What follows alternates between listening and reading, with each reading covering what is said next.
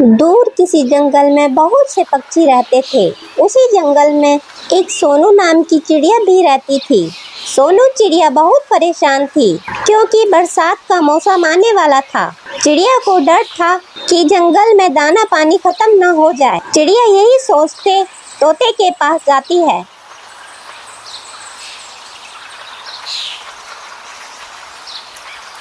तोते भैया बरसात का मौसम आने वाला है, क्यों ना हम सभी पक्षी दाना लेने पास के जंगल में पीपल वाली पहाड़ी चले। मैं गई थी पास के जंगल में, वहाँ बहुत सारा दाना है। हाँ चिड़िया बहन, तुम ठीक बोल रही हो। बरसात आने वाली है, हम सबको बरसात आने से पहले ही अनाज इकट्ठा कर लेना चाहिए। मैं भी चलूँगा तुम्हारे साथ पास वाले जंगल में दाना लाने। हम कबूतर और कल्लू कौवे को भी बता देते हैं, चलो।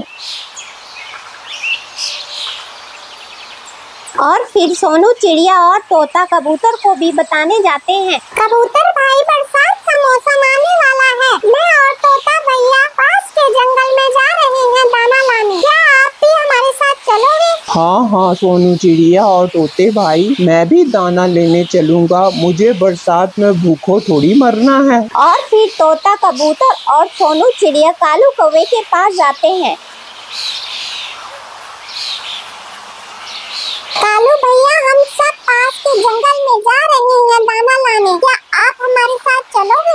नहीं चिड़िया, तुम जाओ। मैं तुम्हारी तरह पागल नहीं हूँ जो 2-3 दिन की बरसात के लिए इतनी दूर दाना लेने जाऊँ। तुम जाओ इस मोटे कबूतर के साथ और बड़ी चोंच वाले तोते के साथ। मुझे सोने दो, पता नहीं कहाँ से आ जाते हैं मुँह उठाकर। हाँ हम तो चले ही जाएंगे, फिर तुम आ जाना हमसे दाना मांगने। अरे ओ मोटी चोंच के तोते, तुम कुछ ज्यादा ही बोलने लगे हो। तुमसे एक बार दाना मांगने क्या आ गया मैं, पूरी जिंदगी ही सुनाते रहोगे। जाओ यहाँ से, मुझे नहीं चाहिए तुम्हारा दाना। परेशान मत करो, सोने दो मुझे। निकलो यहाँ से, भागो यहाँ से, सोने दो मुझे। रहने दो तोते भैया, कालू नहीं जाना चाहता तो रहने दो, हम सभी चलते हैं। और फिर सभी पक्षी पास के जंगल दाना लेने चले जाते हैं। अरे चिड़िया बहन, यहाँ तो बहुत सारा दाना है। हमारी बरसात तो बहुत आराम से निकल जाएगी। हाँ कबूतर भैया, ठीक कहा तुमने। तोते भैया और कबूतर भैया, हम जल्दी से दाना इकट्ठा कर लेते हैं, अंधेरा होने से पहले हमें घर वापस भी जाना है। अरे ये बरसात क्यों होने लगी? मुझे बहुत भूख लगी है।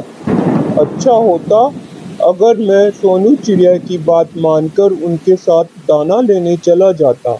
इस तरह भूखों पेट नहीं रहना पड़ता। कबूतर के पास जाकर देखता हूँ, शायद वो मुझे थोड़ा अनाज खाने को दे दे। कालू कौवा दाना मांगने कबूतर के पास जाता है और जोर से दरवाजा खटखटाने लगता है और अंदर से आवाज आती है, मुझे पता है ये तुम हो कालू कौवे, मैं तुम्हें एक भी दाना नहीं दूंगा। तुम चले जाओ यहाँ से, जाकर अपने घोंसले में सो जाओ। और फिर कालू कौवा वहाँ से तोते के पास जाता है और दरवाजा खटखटाने लगता है। तोते भाई, मुझे थोड़ा सा दाना दे दो, मुझे बहुत ज्यादा भूख लगी है, नहीं तो मैं भूख के मारे मर जाऊंगा। नहीं कालू, मैं तुम्हें एक भी दाना नहीं दूंगा। हमने तुम्हें पहले ही कहा था कि हमारे साथ चलो, मगर तुमने मना कर दिया। तब तो तुम बहुत बोल रहे थे कि हम सब पागल हैं, अब क्यों आए हो?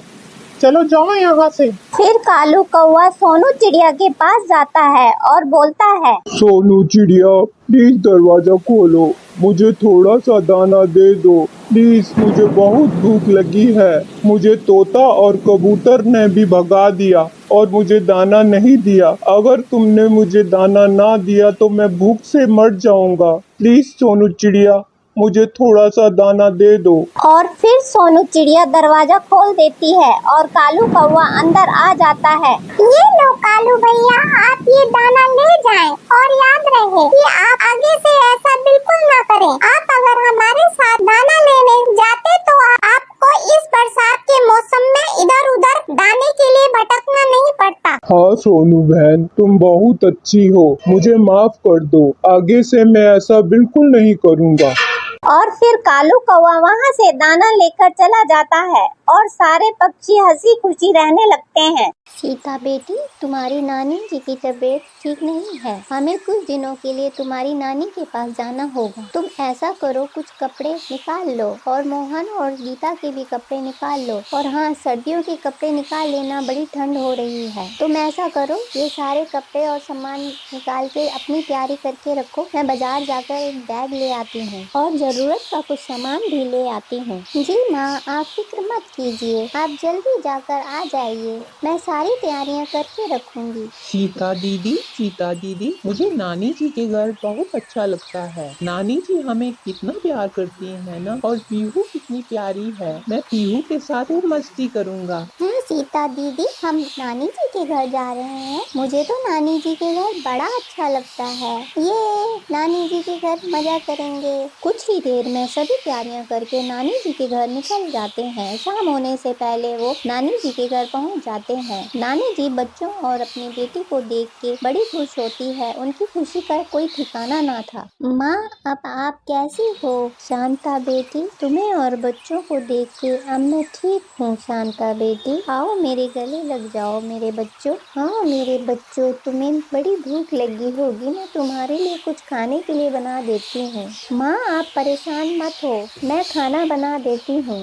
मोहन, जाओ बाहर बरामदे से लकड़ियाँ तो ले आओ, मैं चूल्हे में आग जला लेती हूँ। मोहन जल्दी जाकर माँ को लकड़ियाँ दे देता है और शांता जल्दी से चूल्हे में आग जला के सबके लिए खाना तैयार कर देती है और सब खाना खाकर सो जाते हैं। अगली सुबह, शांता बेटी, मैं खेत जाकर कुछ सब्जियां ले आती हूँ। शांता बेटी, तुम भी मेरे साथ चलो, मूंगफली की खेती देख लेना। इस बार मूंगफली की अच्छी खेती हुई है। नानी जी, हम भी चलेंगे मूंगफली की खेती देखने। हाँ बच्चों, तुम भी चलो और पीहू को भी ले लो, वो भी वहाँ घास खा लेगी। नानी जी, ये सारे खेत हमारे हैं मूंगफली के। हाँ बच्चों, ये खेत हमारे ही है। बस मूंगफली तैयार हो चुकी है, बस कुछ ही दिनों में निकाल कर बाजार ले जाएंगे और अच्छे खासे दाम मिल जाएंगे। माँ, मैं थोड़ी सब्जियाँ तोड़ लेती हूँ। बच्चों, तुम भी बीच बीच में जो घास है उसे उखाड़ के फेंक दो। और मोहन, तुम पीहू को घास चरा दो। थोड़ी घास घर के लिए भी ले लेना, पीहू के लिए। जी माँ, मैं पीहू को घास खिला देता हूँ और घर के लिए थोड़ा घास ले चलता हूँ पीहू के लिए।